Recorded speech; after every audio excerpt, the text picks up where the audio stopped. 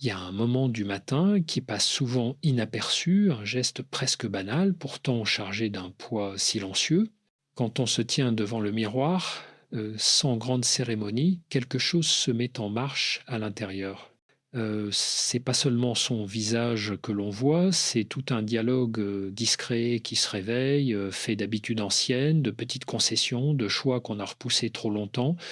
Certains jours, on se découvre avec un air fatigué, d'autres fois, on remarque une négligence qu'on ne voulait pas vraiment admettre, et ce qu'on renvoie à son propre regard ne parle pas d'esthétique, mais de la manière dont on se considère au quotidien, de ce lien intime que l'on entretient avec soi. On croit souvent que ces détails ne comptent pas, mais ils tracent une sorte de fil conducteur, une histoire qu'on raconte sans mots et qu'on finit par croire avec le temps. Dans les échanges que j'ai pu observer ou vivre, il y a toujours cette même constante. Le sentiment diffus de perdre le fil, d'avancer sans intention claire, d'habiter sa journée comme on traverserait un couloir froid. Et en y regardant de plus près, il y a toujours ces indices minuscules, presque invisibles. Comment on se lève, comment on se prépare, comment on s'habille, si c'est pour vivre pleinement ou simplement pour tenir jusqu'au soir. Ce ne sont pas des gestes anodins, ce sont des témoignages intimes. La façon dont on se présente au monde raconte souvent ce qu'on n'ose pas dire. Et quand on se laisse aller pendant trop longtemps, non par choix, mais par résignation, quelque chose s'éteint à l'intérieur. La conviction discrète que l'on mérite un peu d'ordre, un peu de douceur, un peu de présence, on confond facilement soin de soi et vanité. C'est une excuse confortable. Parce qu'en qualifiant de superficiel tout ce qui touche à l'attention personnelle, ben, on se libère de la responsabilité d'y faire face. Pourtant, il existe une différence immense entre vouloir impressionner et vouloir se respecter. Le premier vide, le second construit. Se préparer le matin n'a rien d'une performance, c'est une manière d'affirmer sa valeur sans bruit, un simple rappel que l'on mérite clarté et intention. Ce n'est pas le monde extérieur qu'on cherche à convaincre, c'est soi-même qu'on tente de retrouver, parfois après s'être un peu oublié. L'apparence n'est qu'un symbole, mais les symboles ont une force réelle. Quand on choisit une tenue avec soin, quand on prend quelques minutes pour se rendre présentable, on envoie à son esprit un message précis, je compte encore, et ce message, lorsqu'il est répété jour après jour, finit par laisser une empreinte, il stabilise, il apaise, il redonne une forme de direction interne. Même les jours difficiles, peut être surtout cela, choisir de se préparer devient un acte presque thérapeutique, un moyen de se remettre au centre de sa propre vie, ne serait-ce qu'un instant, comme pour éviter de glisser dans l'invisibilité ou dans cette impression de n'être qu'un figurant dans son propre quotidien.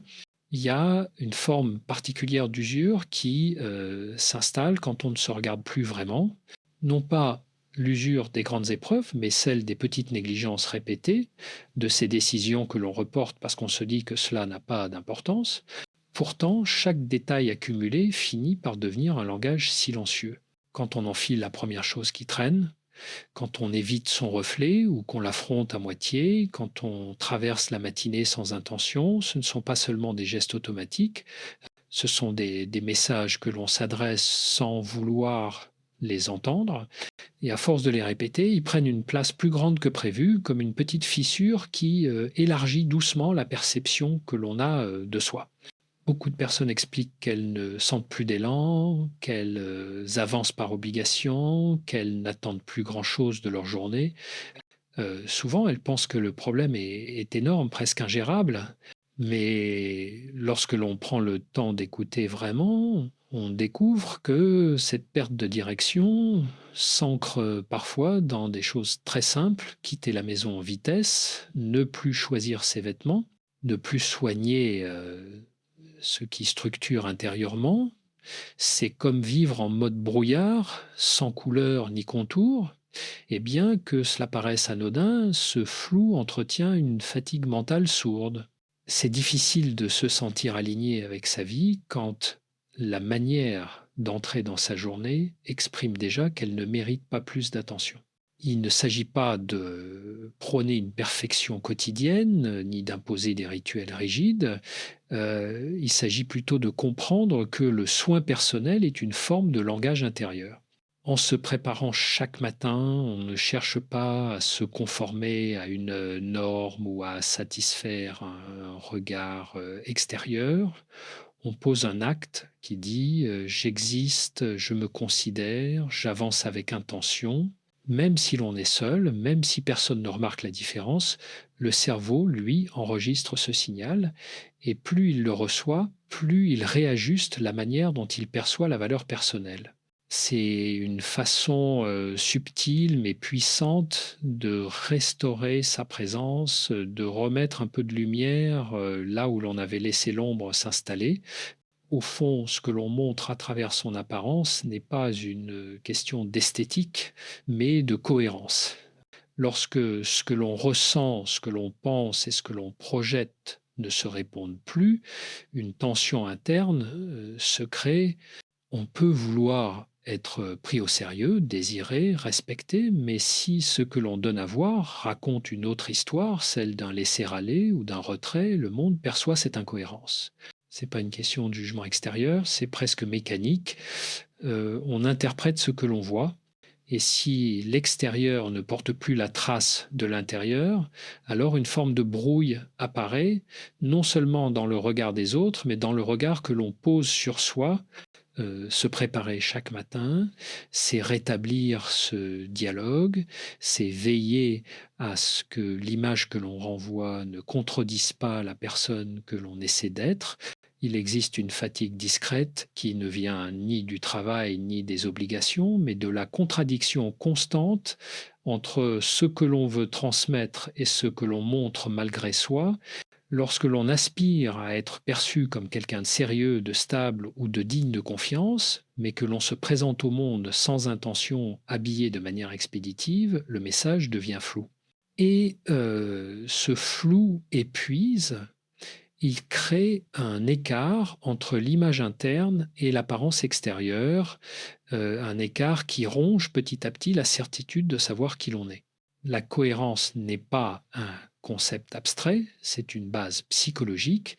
Pour se sentir solide, il faut que les gestes visibles s'accordent avec les valeurs invisibles. Quand ces deux mondes ne se rencontrent plus, on finit par douter de sa propre voix, même lorsque l'on ne dit rien. On confond souvent authenticité et négligence. On croit que l'important est de rester soi-même, peu importe la forme, mais rester soi-même ne signifie pas abandonner ce qui nous structure. L'authenticité n'a jamais été synonyme de laisser aller. Elle se manifeste au contraire dans la capacité à se montrer tel que l'on est, sans artifice, mais avec respect. Se préparer chaque jour n'est donc pas trahir son identité, c'est lui offrir un terrain stable pour s'exprimer. C'est reconnaître que l'on mérite un minimum de soins, non pour impressionner qui que ce soit, mais pour éviter de s'effacer derrière une apparence qui ne raconte plus rien de juste. Se négliger n'a rien de sincère, c'est souvent une forme involontaire de résignation. Lorsque l'on s'accorde quelques minutes chaque matin, même très simple, même rudimentaire, quelque chose se réaligne. On réintroduit de la structure dans la journée avant qu'elle ne commence à nous happer. On réactive une forme d'ordre intérieur qui protège contre le chaos extérieur. Personne n'a besoin d'être impeccable ou exemplaire. Ce qui compte, c'est d'être présent à soi-même. Choisir ses vêtements avec intention, ajuster sa posture, regarder son reflet sans éviter ses propres yeux, ce sont des gestes minuscules qui rappellent que l'on existe réellement. Ces gestes n'effacent pas la fatigue ni les difficultés, mais ils empêchent d'en devenir prisonnier. Ils offrent cette sensation précieuse de tenir encore les rênes, même par un fil ténu. Se préparer chaque jour est un exercice d'ancrage, et c'est un rituel discret qui dit « je ne suis pas absent de ma propre vie ». Cette affirmation, répétée dans la routine du matin, agit comme une protection.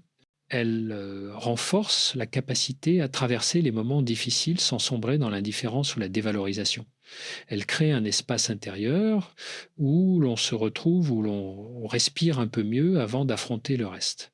Et dans ce monde rapide, bruyant et exigeant, préserver cet espace devient essentiel. C'est en prenant soin des premiers gestes de la journée que l'on se donne une chance de rester aligné, de ne pas se perdre dans la vitesse ou la confusion.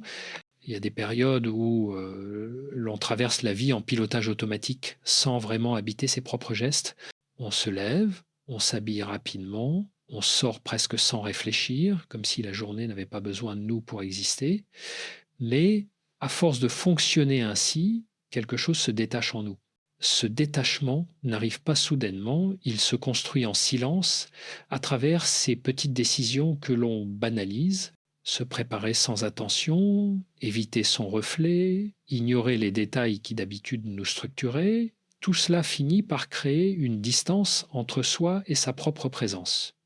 Cette distance est discrète, presque imperceptible au début, puis elle devient un espace froid où la motivation s'affaiblit et où le regard que l'on pose sur soi perd de sa chaleur. C'est précisément pour cette raison que les premiers gestes du matin possèdent une importance souvent sous-estimée. Ils servent de baromètre émotionnel. Lorsqu'on prend le temps de se préparer avec intention, même de manière simple, on réaffirme une forme de stabilité interne, on marque un point de départ clair. Au contraire, lorsque l'on se précipite ou que l'on néglige ce moment, la journée s'étire dans une sorte de flou intérieur, on avance mais sans s'ancrer. Et sans ancrage, l'esprit devient plus sensible aux tensions, aux incertitudes, aux comparaisons inutiles. Se préparer, c'est offrir une structure à sa propre existence avant que le monde extérieur n'y impose la sienne. Et beaucoup de personnes pensent qu'elles doivent attendre d'aller mieux pour commencer à prendre soin d'elles. Elles se disent qu'un jour, quand elles auront retrouvé l'énergie ou la motivation, elles recommenceront à se présenter différemment. Mais l'ordre naturel est souvent l'inverse. C'est l'action qui précède l'élan et non l'inverse. Lorsque l'on se prépare chaque matin sans attendre de sentir un changement intérieur, ce sont précisément ces gestes qui ouvrent la voie à une transformation plus profonde. Le cerveau interprète ces attentions comme un signe de valeur personnelle, même lorsque l'on ne ressent rien de particulier sur le moment. Petit à petit, ces signaux modifient la façon dont on se perçoit et cette perception renouvelée influence ensuite la manière dont on traverse les épreuves. Il est important de comprendre que se préparer ne signifie pas se conformer à une image parfaite ou chercher l'approbation des autres. Il s'agit d'un choix intime, d'un pacte silencieux avec soi, celui de ne pas se laisser glisser vers l'invisibilité. Lorsque l'on décide de prendre soin de son apparence avec humilité et constance, on rappelle à son esprit que l'on mérite attention et considération. Cette affirmation ne fait pas disparaître les difficultés du quotidien, mais elle évite qu'elles deviennent une justification pour s'abandonner. En s'habillant avec intention, en soignant ces détails que l'on croit insignifiants, on envoie à sa propre histoire un message clair: je reste présent même dans la tempête. Il arrive que l'on se persuade que le monde extérieur ne remarque pas ces détails, que personne ne prête vraiment attention à la manière dont on se présente et que par conséquent cela n'a que peu d'importance. Mais le véritable impact ne se joue pas là. Il se joue dans la manière dont ces gestes modèlent notre propre perception. Chaque fois que l'on choisit de se montrer au monde sans intention, quelque chose en nous se convainc que l'effort n'en vaut plus la peine. C'est pas une pensée consciente, mais une impression qui se dépose lentement comme une poussière invisible. Et quand cette poussière s'accumule, elle finit par brouiller la clarté intérieure, laissant place à une forme de résignation douce mais dangereuse. Lorsqu'on prend du recul, on se rend compte que l'apparence extérieure n'est qu'un langage parmi d'autres. Ce langage dit sans mots ce que l'on pense parfois sans oser l'exprimer, notre degré de respect pour nous-mêmes, notre rapport à la dignité, notre capacité à nous accorder un minimum d'attention, même lorsque personne ne regarde. Et dans ce langage silencieux, la manière dont on s'habille, se coiffe, se tient, parle souvent plus fort que n'importe quel discours. Vouloir être cohérent avec ses valeurs commence par ces gestes simples, par cette vigilance quotidienne, à ne pas laisser son identité se diluer dans l'habitude ou la lassitude. Se préparer avec intention n'est pas un geste esthétique, c'est un acte de clarté. Cela permet de réintroduire une forme d'ordre dans une vie qui par moments semble s'étendre dans tous les sens. Quand on choisit délibérément de prendre soin de soi avant même de quitter sa maison, on crée un ancrage. Cet ancrage devient une référence intérieure, un point d'appui auquel on peut revenir même lorsque les journées deviennent lourdes ou incertaines. C'est une façon de dire je ne me laisse pas emporter complètement par le rythme ambiant, je garde une part de maîtrise, même discrète. Et ce qui est frappant, c'est que ces gestes, bien que modestes, finissent par influencer la manière dont on traverse la journée entière. On marche différemment lorsque l'on se sait prêt. On respire autrement lorsque l'on a pris le temps de se regarder, de s'ajuster, de se présenter à soi-même avant de se présenter au monde. Cela ne change pas le contenu d'une journée, mais cela modifie la posture intérieure avec laquelle on l'aborde. Et cette posture fait toute la différence. Elle offre de la stabilité là où il y avait du flottement, de la cohérence là où il y avait du doute, de la présence là où l'on se sentait dispersé. Il existe un phénomène intérieur assez subtil qui apparaît lorsque l'on cesse de prêter attention à sa propre présence. C'est comme si une partie de soi se mettait à fonctionner en arrière-plan, sans engagement réel. On continue d'accomplir les tâches quotidiennes, on répond aux obligations, on avance parce qu'il le faut, mais sans véritable ancrage. Et ce détachement progressif finit par influencer la manière dont on se raconte sa propre vie. On a l'impression d'être là, mais avec une sorte de distance, comme si l'on observait son existence au lieu de l'habiter. Cette sensation ne se forme pas en un jour, elle se construit à partir de ces rituels du matin que l'on néglige, de ces détails que l'on a cessé de considérer comme importants. Reprendre l'habitude de se préparer chaque jour agit presque comme un antidote à cette dissociation douce. Se tenir devant le miroir et prendre un instant pour se voir vraiment, pour ajuster ses traits, pour choisir une tenue qui reflète un minimum d'intention, c'est rétablir un lien direct avec soi. Ce geste, même infime, remet de la densité dans la perception de son propre corps et de son propre rôle. C'est un rappel concret que l'on peut encore décider, encore orienter sa journée, encore se positionner dans sa propre histoire au lieu de la subir.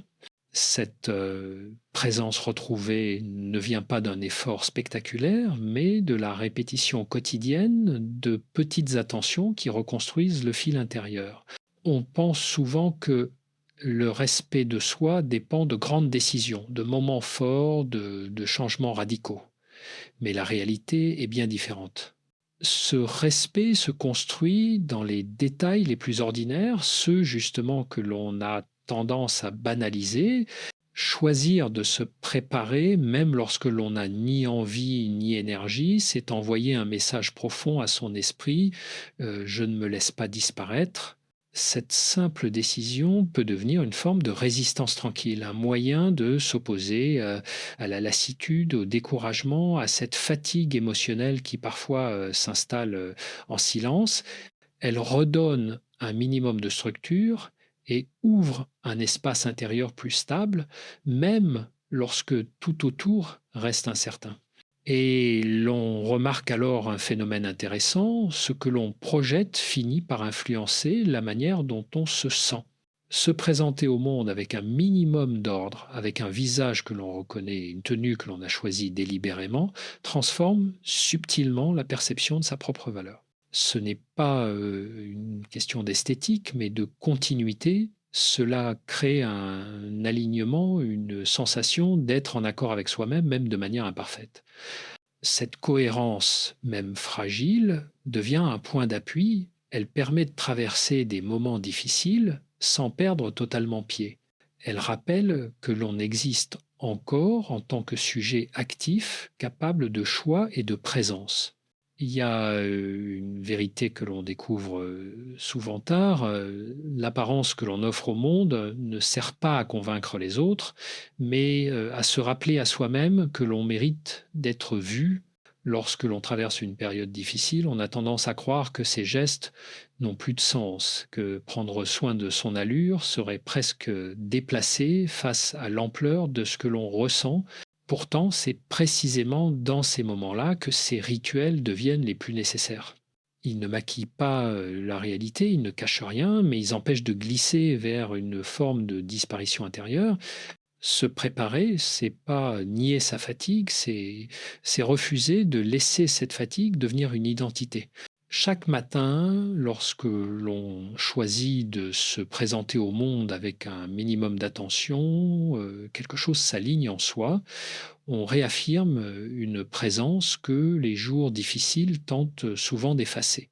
On constate alors que ce n'est pas la tenue en elle-même qui change la donne, mais l'acte de choisir, le choix de se tenir debout, d'ajuster sa posture, de s'accorder quelques minutes pour respirer plus profondément avant de sortir. Ce choix réintroduit de la lucidité dans une journée qui autrement risquerait de nous échapper. Il fonctionne comme un rappel silencieux, malgré tout je suis là et je me traite avec considération. Beaucoup pensent qu'en négligeant leur apparence, ils prouvent une forme d'authenticité, une fidélité à ce qu'ils ressentent. Mais l'authenticité n'est pas une affaire de laisser aller. Elle se manifeste dans la capacité de se montrer tel que l'on est, mais sans abandonner ce qui nous permet de rester debout. Prendre soin de soi n'efface pas les émotions, ni la douleur, ni les incertitudes. Cela offre simplement un cadre dans lequel ces émotions peuvent exister sans nous engloutir. Se préparer chaque matin, c'est créer un espace intérieur où l'on peut affronter la journée sans se diluer complètement dans elle. Et lorsque ce geste devient une habitude, il agit comme un fil conducteur. Même dans le désordre, même dans les périodes d'instabilité, on conserve un point de repère. Ce fil n'est pas un remède miracle, mais il empêche de se dissoudre dans le chaos ambiant. Il nous aide à reconnaître notre propre valeur, même lorsque tout semble éteint. Il rappelle que l'on vaut plus que son état du moment, plus que la fatigue qui nous traverse, plus que les doutes qui nous fragilisent. Se préparer chaque jour devient ainsi un acte de continuité, une façon de maintenir allumée une petite lumière suffisamment stable pour ne pas se perdre complètement. Au fil du temps, on réalise que ces gestes simples du matin forment bien plus qu'une routine, ils deviennent une manière de se relier à son propre centre. Lorsque l'on se prépare avec intention, même dans les jours où le cœur est lourd, on crée une forme de continuité intérieure. Cette continuité nous rappelle que l'on n'est pas uniquement défini par les circonstances, par les imprévus, ni par les émotions du moment. Elle affirme que l'on peut encore choisir la manière de se tenir face à la journée, même si cette journée reste incertaine. Et cette liberté de choisir, aussi discrète soit-elle, redonne un souffle que l'on croyait parfois avoir perdu. Ce qui est frappant, c'est à quel point ces décisions minimes influencent la façon dont on se raconte sa propre histoire et se voir prêt, même modestement, restaure une part de confiance. Cela permet de sentir que l'on n'est pas simplement en train de survivre, mais de participer activement à sa vie. Ce n'est pas un acte d'orgueil ni une recherche de perfection, c'est une forme de respect envers soi-même, un respect qui s'exprime dans la constance plutôt que dans l'excès. Et ce respect finit par transformer la manière dont on traverse les épreuves. On ne les affronte plus en se sentant diminué, mais en se sachant encore capable de présence. Avec le temps, ces rituels quotidiens deviennent une base solide, une sorte d'encre intérieure. Même lorsque tout vacille autour de soi, cette encre empêche de dériver complètement. Elle n'efface pas les difficultés, mais elle offre un point d'appui, un endroit où l'on peut revenir pour retrouver sa clarté. Se préparer chaque matin devient alors un geste symbolique, une manière de dire que l'on refuse de s'éteindre, que l'on reste engagé dans son propre cheminement. C'est un signe de continuité, une preuve silencieuse que l'on tient encore debout même lorsque personne ne le voit. Et c'est peut être cela la raison la plus puissante pour laquelle ce geste quotidien compte autant. Chaque matin, en se préparant, on se donne la possibilité de recommencer. On ne change pas sa vie d'un coup, on la transforme par la répétition patiente de ces actes minuscules qui, mis bout à bout, redéfinissent notre manière d'être. Se présenter au monde avec dignité, même discrète, c'est reconnaître que l'on mérite d'occuper pleinement sa place. Et cette reconnaissance, lorsqu'elle devient un fil quotidien, finit par modifier profondément la manière dont on vit, dont on se voit, dont on avance. Se préparer chaque jour n'est pas un simple rituel, c'est une façon de garder vivant ce lien essentiel avec soi, celui qui, dans les moments les plus fragiles, nous empêche de disparaître.